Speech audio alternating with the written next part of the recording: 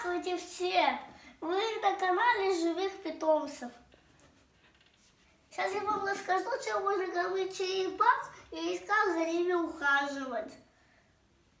Вот эти недоватые сама кушает чеснок и лук.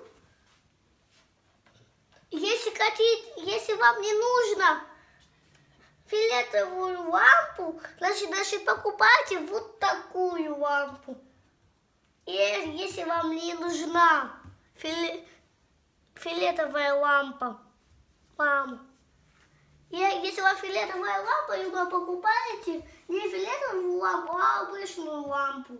Вот как на светильник похожий, вот он, как на светильник. Тёма, а чем же можно кормить твою черепаху? Можно их кормить бананом или там всякими там продуктами. Но продукты там ни в коем случае не давайте ей картошку. И давайте ей и лук, и чеснок, и никакие грибы. Только морковку.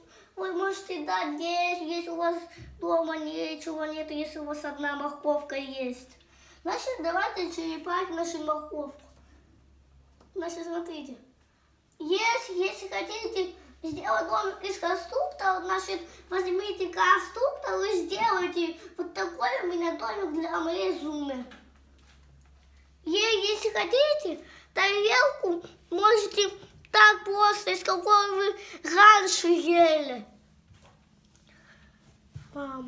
Из какой вы раньше ели.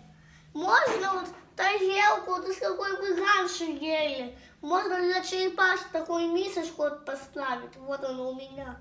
И можно там, если у вас ни в коем случае не делайте мелкие камни, то только крупные, вот такие вот крупные, вот большие, вот они. Вот они здесь такие большие. А вот эту вот ракушку, мы ее только на море ее купили. Только вот на море.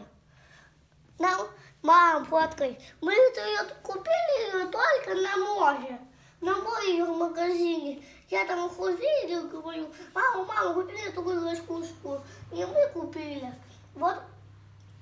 Ни в коем случае не давайте вот эти вот крупные только камни. Если хотите на море собирать, возьмите их на море.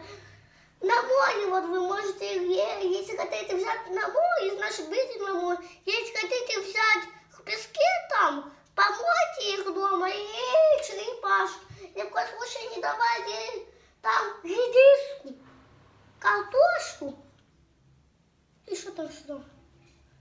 Лук, чеснок. Тёма, мы поняли, чем кормить черепах можно, чем нет. Давай скажем до свидания твоим подписчикам. До свидания моим подписчикам.